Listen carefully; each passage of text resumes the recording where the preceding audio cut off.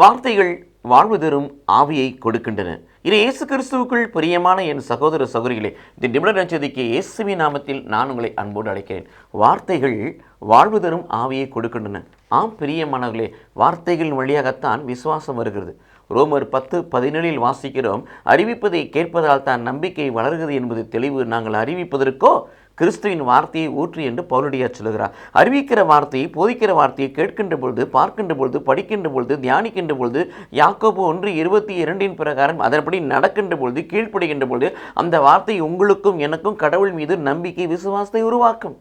அந்த விசுவாசம் யோவான் நற்செய்தி 6:37, 37, 38, 39 வாசிப்பது போல, பிரியமானவர்களே, யாரேனும் தாங்காமல் இருந்தாலும் என்னிடம் வரட்டும், விசுவாசம் உள்ளவன் குடிக்கட்டும், நம்பிக்கை உள்ளவன் குடிக்கட்டும், அப்படி உள்ளத்திலிருந்து ஜீவனுள்ள தண்ணீரை ஆராய் பெருக்கெடுத்து ஓடச் செய்வேன் என்று சொல்கிறார். யாரை குறித்து அவர் அவ்வாறு சொன்னால், தன்னில் நம்பிக்கை கொள்வர்கள் பெறப்போகிற பரிசுத்த ஆவியானவரை குறித்து.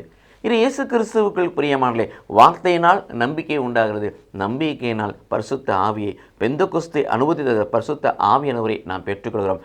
ஆக வார்த்தைகள் தான் வாழ்வு தரும் ஆவியை கொடுக்கின்றன என்ற ஒரு ஸ்பிரிச்சுவல் ப்ராசஸை நாம் பார்க்க முடிகிறது.